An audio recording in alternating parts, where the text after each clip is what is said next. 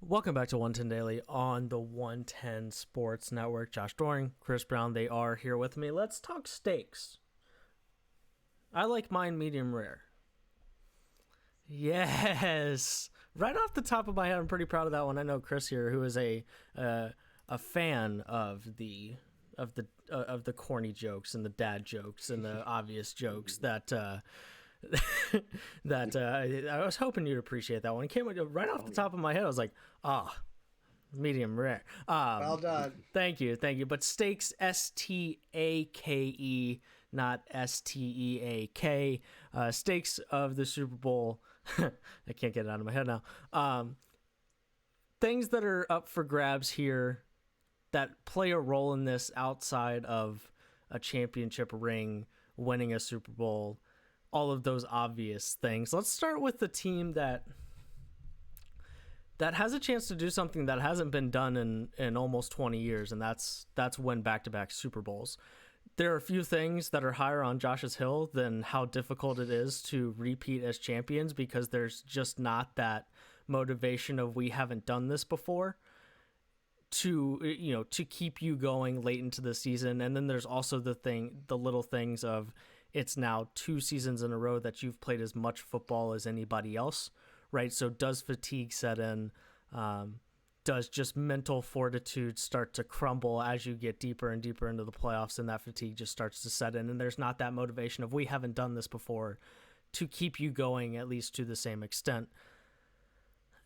I feel like, we're getting to the point with this Chiefs team because there's no reason to suggest that they're not going to be awesome next year. Mm-hmm. And especially if they win this Super Bowl on Sunday, that we have to start talking about them in the context of some of the most dominant 2-3 year stretches of football. And we're talking about very, very close to being to getting to a Super Bowl now, I guess now 2 years time, but 3 Super Bowls ago. We could be talking about a Chiefs team that went to the Super Bowl 2 years ago, won the Super Bowl last year, could win the Super Bowl this year. And at this moment in time, apart from maybe the Bills, there's not another AFC team that I'm like, yep, that team's better than the Chiefs next year. But at the heart of it, it's the Chiefs are trying to do something that hasn't been done in quite a while, and that's win 2 Super Bowls in a row.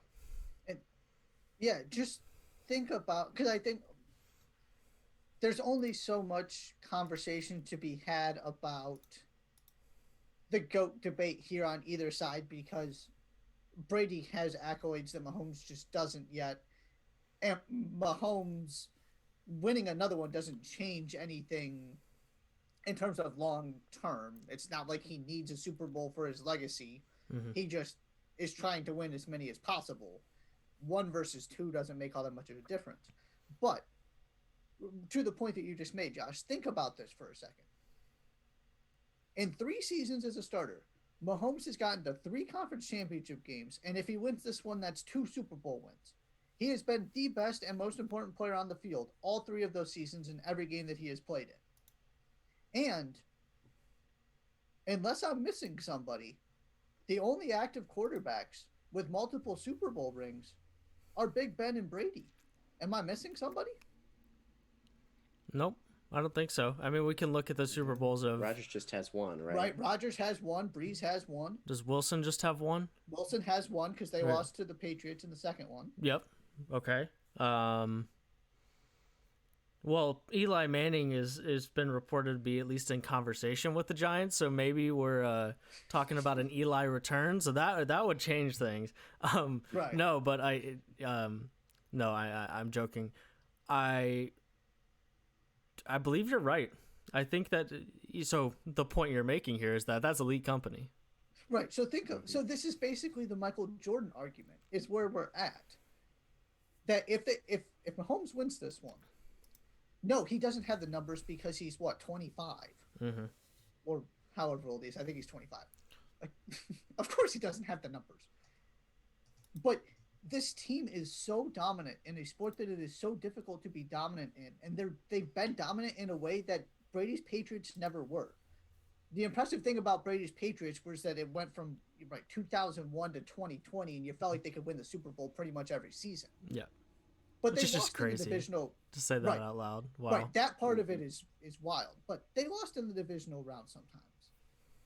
It's not like they reach the conference championship game every season. Where that's basically a given with Mahomes right now, the way that this thing is going. And so it's the yeah, he doesn't right. LeBron's winning the stats battle already, and he's going to win it by a significant margin by the time he's done, assuming he doesn't retire after this season. There's no reason to think he will. Mm-hmm. What are you holding on to for the MJ side of the GOAT debate? It's look at what when he was playing, they were just so much better than everybody else, and he was so much better than everybody else. I don't care about the numbers. When you're talking about the best of the best, it's look at three-peat, take a year off, come back and have another three-peat. That they basically, right, in that stretch, every season where he was invested from start to finish, they won a ring. Right. They won the title. It's that kind of thing already that we're getting to with Mahomes, where I feel like the interesting question is, okay, so where is he in the hierarchy if he just decides to retire if they win this game? Now, of course, I don't think he's going to do that, but he's got to be an all-time, I mean, right, Hall of Famer, all-time great. Not passing Brady because of the Super Bowls Brady has and the longevity of his career, but there are just not that many guys, even at this point in Mahomes' career, where you can look at and go, they had a more successful career than he did. No, I am a really big fan of longevity. Really big fan. I think that LeBron's longevity is something that doesn't get talked about enough, and he doesn't get enough credit for. Sure. And the fact that he's still doing it, longevity combined with doing it at the highest level, which I guess is implied when talking about longevity. If you have a 20-year career, but you're only elite for 5 of them, then longevity isn't part of the conversation. But LeBron's been at the very top of the sport for 20 years, and Brady has been at the very top of his sport for 20 years. I would right, that's an interesting conversation. I guess the closest we'll get to is Andrew Luck, but Andrew Luck never won a Super Bowl, and his teams were never at the height where a quarterback stepping. And he was never an MVP, never clearly the best player in the NFL. Sure, right. No, but my point being is that clearly Andrew Luck was going to accomplish more when he retired. Right. There was time for him to accomplish more. He was stepping away for reasons other than I'm not good enough to do this at the highest level anymore. So I don't know. My point being is that if you asked me to vote on Patrick Mahomes as a Hall of Famer, I think I would probably lean towards yes. I just don't have any frame of reference for how that would be approached, because while he's been in the NFL, and specifically a starter, he's been out of this world, right?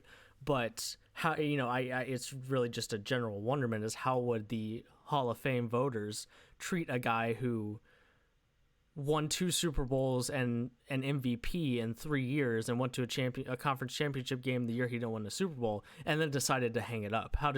How is that guy treated? Because it's indisputable, I think, that right now he looks like one of the most talented quarterbacks of all time, right?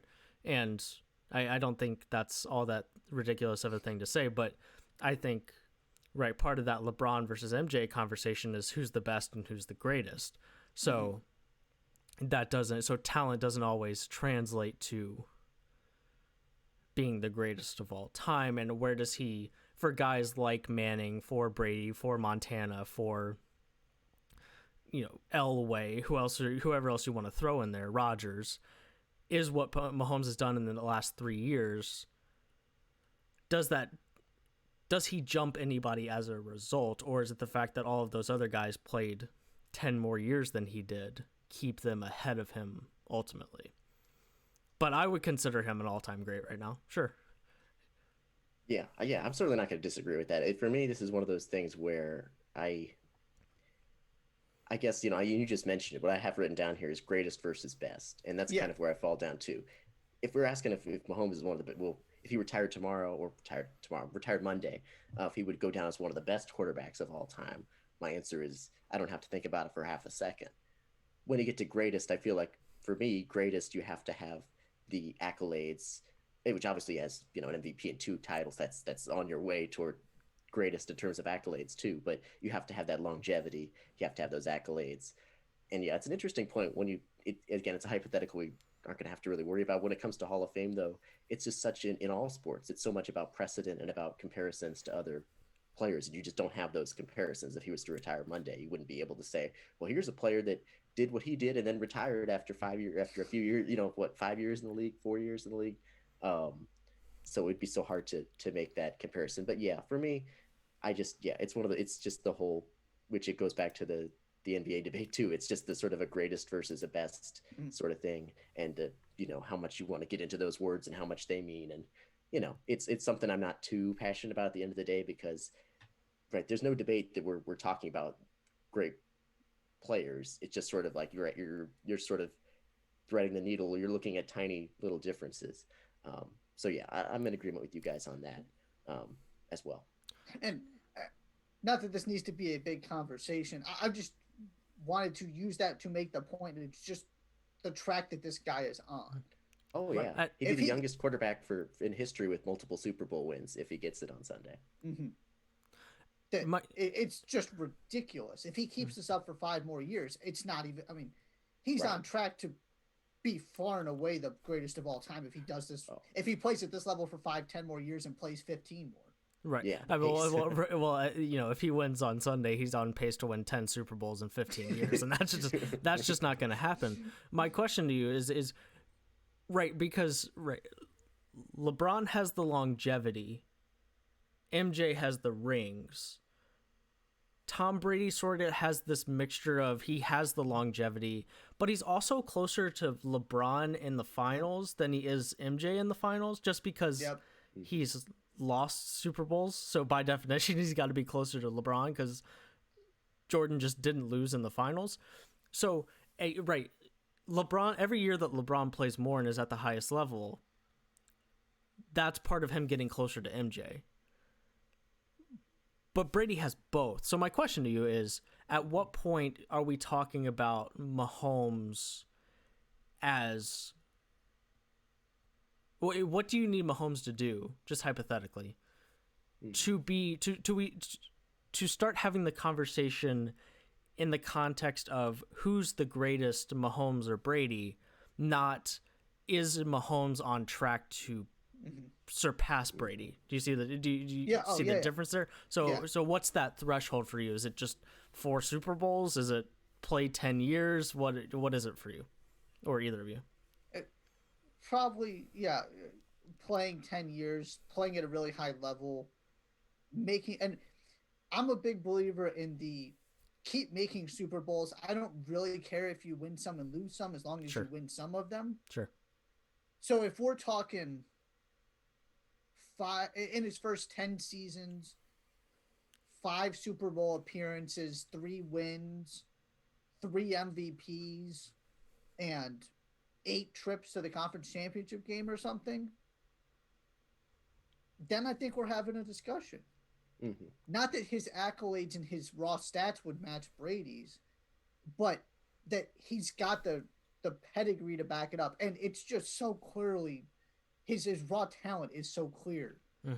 Because I know, Chris, you've got other things on the Chiefs before we get to the Buccaneers, but there is a very interesting discussion I want to have quickly about Tom Brady in the Super Bowl. There are some legacy things that, to a certain degree, matter a fair amount to me. That if Mahomes just shows up and keeps playing well in Super Bowls and they win some and lose some and they don't get upset in the playoffs and you just basically pencil him in for a spot in the AFC Championship game and he's the best quarterback in the NFL for 10 years and it's not questioned, I think you're having a discussion. And then it gets to the personal preference point of, the numbers versus the rings versus the eye test and all of that stuff. Does it matter that does the head-to-head matter at this point in their respective careers? I would agree. I don't. Mahomes beating Brady in 2021 is a completely different thing than Mahomes hypothetically beating Brady, say when Eli did in 2008 or whenever that was. Right. I would agree with you. I was just curious if you guys felt the same way, that they're just not right. Brady's not. The peak of Brady's talent is not where he is anymore, right? So, when having the conversation, I don't think it's something to Right, it's just on the very base level. One of them has this Super Bowl and one of them doesn't, so it adds to one of their legacies and not one of their legacies, right? Right. Other stuff on the Chiefs, Chris. I just want to throw in, I think, Andy Reid. If the Chiefs win, I think he's in the conversation for one of the top 5 coaches in NFL history. He is 6th all-time in head coaching regular season wins. He's just 4 away from a tie for 5th place. He has the 5th highest combined total of regular and postseason wins in NFL history. If he wins, he would be alone in 4th place in postseason wins all time. He'd be just the 14th coach with multiple Super Bowl wins. He's definitely gotten himself into the conversation among the great coaches in NFL history already. But I think if he wins another one here, he's, at least I'm not saying I'm ranking him 5th or 4th or 3rd, but I think it's definitely a conversation to be had that he is easily in the top 10, I would say, relatively easily. And in that conversation of how high are you putting him, 5th, 4th, 7th, he makes that a real conversation. So that's all I wanted to add there. Absolutely. And, sure. And look at the amount of conference championship games he reached with the Eagles. Mm-hmm. I understand they lost most of them. But again, I'm a big believer in the consistency aspect of this. And don't get upset in the playoffs. Win the games you're supposed to. And when you go play another really good team, sometimes you lose. It happens. I'm not going to hold it against you. You lost some NFC championship games. Yeah. That absolutely right. He's getting to Super Bowls, and you've got just the optics and sort of the eye test part of this, of the way that he's revolutionized offense, and that everybody wants the Andy Reid disciples because of his offensive mind that plays into this too. Yeah, no question. Has there ever been a coach in any sport go from can't get it done in the biggest games to maybe one of the best of all time faster than Andy Reid? I mean, we're talking about, his first year as a head coach was in 1999, and he only had one conference championship win until 2019.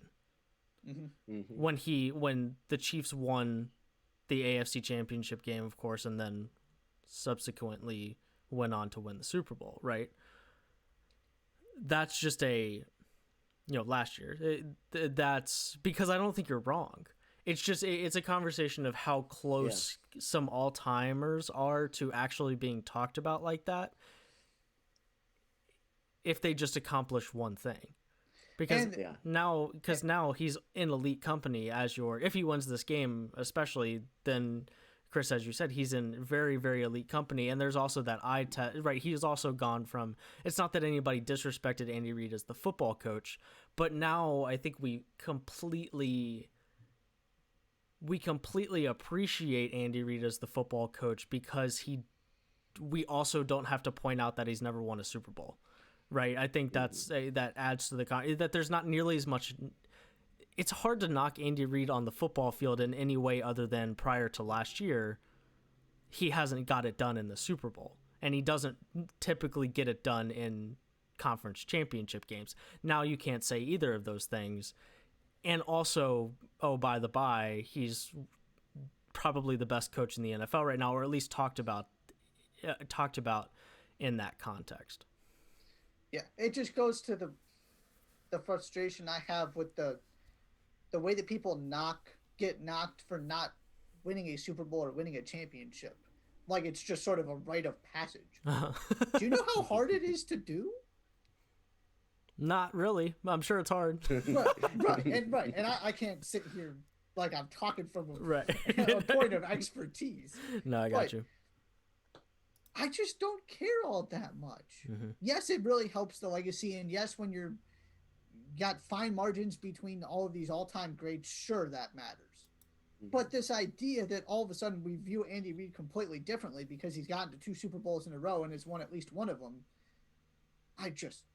it's the exact point you made, Josh, that we've had this rapid rise, and it's not like he's any different. No. He's the same great coach he's always been. He happened to have a little bit better team that instead of one of the best teams in the NFL, it's the best team in the NFL, and he knows how to get the most out of them. Nope. Okay, what about the Bucs? All right. I think this is really interesting. It hasn't gotten talked about all that much. Lay it on me.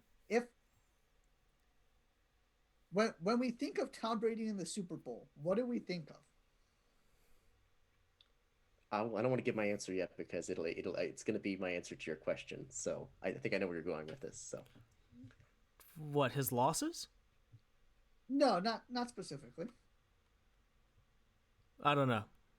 I don't know what you're looking for, at Okay, least. at least in my head, when I think Tom Brady and Super Bowl, I think clutch and delivering in big moments. Okay.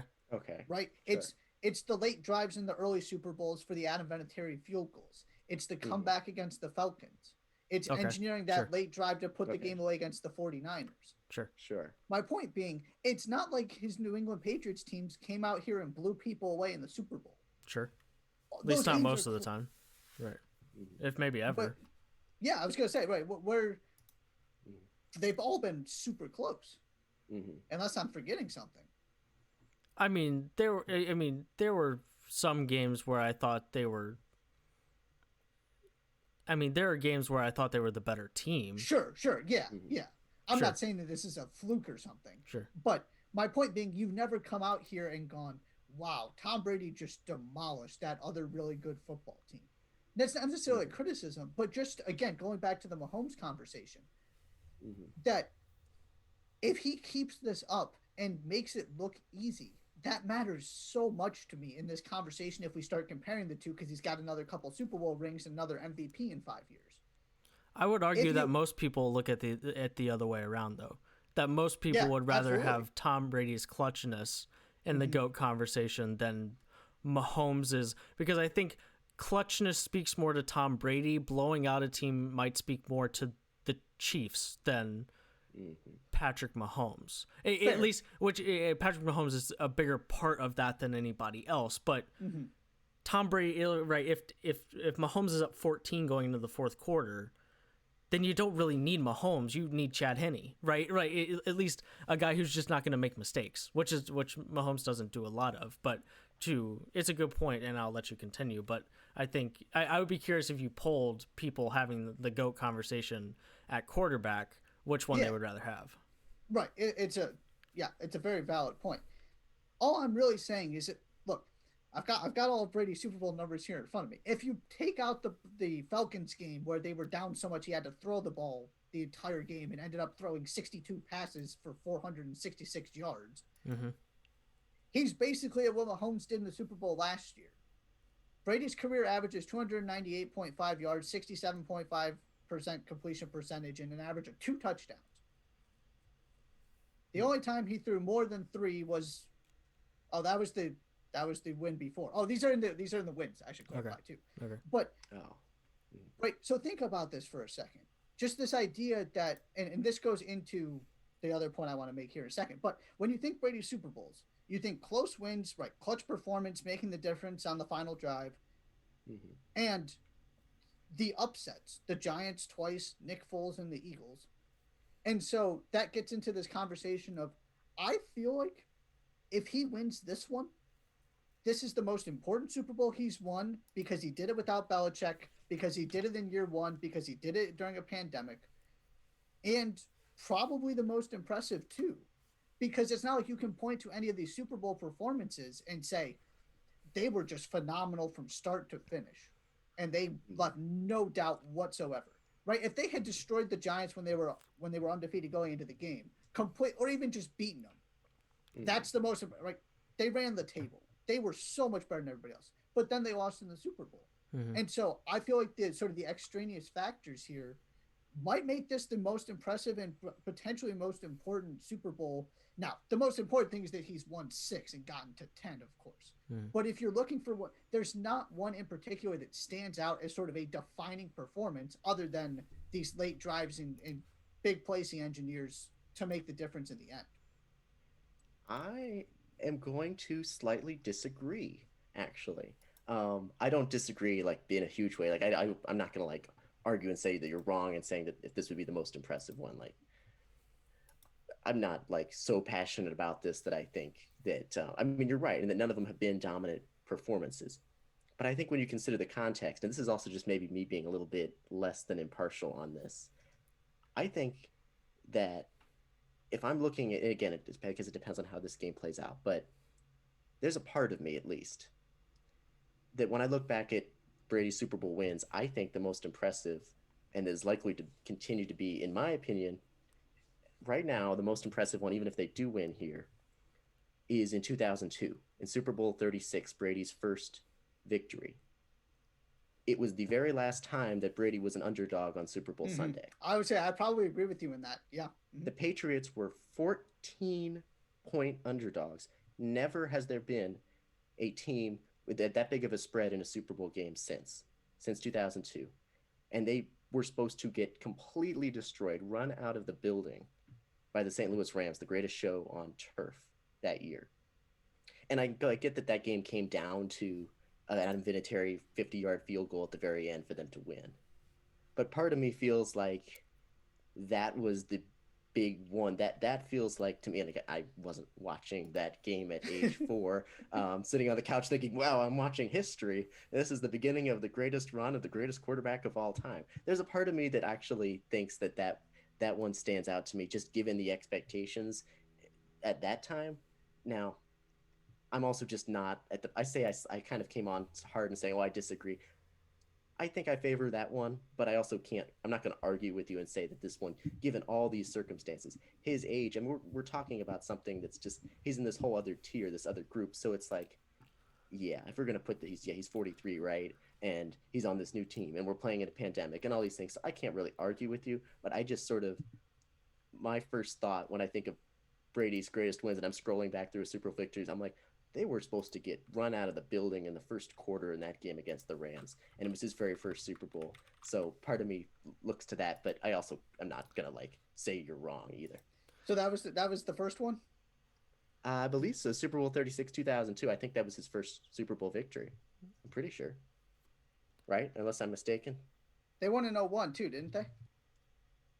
It was either 01 or 03. His first one was it was in 01, but it was the 01. It was in 2002. It was okay. Yeah, it was okay. So that was his first Super Bowl. That was his first Super Bowl. Okay, so he was 16-27 for 145 yards. But what do you have against Brady, dog? No, I don't really care. Every single time we talk about Brady, you're trying. The guy's got 6 Super Bowl rings. What you got against Brady? I was just about to say, I'm not actually trying to criticize him. I'm really not. I was just throwing out the numbers from that game because I happen to have them right here. Mm-hmm. I completely agree with you. I think that is the one. And it's just weird because when you look at his legacy, that's never the one that people talk about. Mm-hmm. Sure. And so that's absolutely valid. And that's the one, right? The one upset that he's pulled that sort of made him into this guy that he has become because he sort of did that out of nowhere. Mm-hmm. Right. And then it's just different when you start talking about, okay, well, we're not comparing Brady to who we thought Brady was as a 6th round pick that came in for Drew Bledsoe and all of a sudden beat the Rams in the Super Bowl. It's, this guy is as good as anybody that's ever played the game. Mm-hmm. So I'm really not trying to criticize him. I just think it's interesting because I feel like there's this narrative that, every time Tom Brady shows up in the Super Bowl, they win. There's no point in even really having a conversation on picking the Patriots because it's Tom Brady. Mm-hmm. And that's, I guess, what I sort of have an issue with is, look, they've been close, and he's delivered time and time again. Which is why you still pick him. And which is why that conversation is still valid, is because he could have lost every single one of those, but he didn't. Mm-hmm. And he won 6 out of 9. Right. I think it also to sort of to put a peg in your corner, Josh, here is, when was it? I mean, 3 road games. 3 road games. Yeah. Mm-hmm. Now, the first one was against the Washington football team, so I'm not sure that counts, but it's still on the road. Yeah. And it still wouldn't be, I would argue that if the Bucs would have lost that game, it still wouldn't be the most shocking loss of Tom Brady's postseason career. I still think the first Super Bowl is the first Super Bowl he lost to the Giants will always be number 1 there. Yeah. But I mean, right, when they win a Super Bowl, it's 11-5, first in they always win the AFC East. So they always get whether it's in the wild card round or not, they almost were always playing a home game in the first round. And usually at least if not, right, lost the Super Bowl in 2017, but they were 13-3. Won it, they were 14-2. Won it, they were 12-4. Won it, when they went back to back in 03-04, they were 14-2 both seasons. Wow, what a 2-year stretch. Putting the Chiefs in that conversation, what a 2-year stretch. The point being is that this is seriously something that Brady hasn't done before on his way to winning a Super Bowl, is win 3 road games. And this is something that not a lot of teams do. I mean, that's, that was part of what was crazy about what the Giants did that year, is because I believe they also won 3 road games in a row that year. I think you're right. Yeah, they didn't win the division because they were just 10-6, I believe, that year. The point, so maybe I can't decide because there's also part of me that thinks that on paper this team rivals any team in terms of talent that Brady had in New England, which again speaks to his greatness. Sure. But him doing what he's done and beating Breeze on the road and beating Rodgers on the road, yep, is pretty impressive as well. So maybe if they go and win this one, this body of work is the most impressive. But some of the early stuff might, at least for the Super Bowl in particular, might be slightly more impressive. Any other stakes here? I mean, it's already 10:02. We should at some point talk about who's going to win this football game. Any other stakes that you're dying to get off your chest? No, I'll throw it in my prediction. So okay, sounds good. Yeah, we'll take a break anyways. We'll just take liberties with the length of the show today. We'll take 60 seconds. We'll be right back. You're watching 110 Daily on the 110 Sports Network.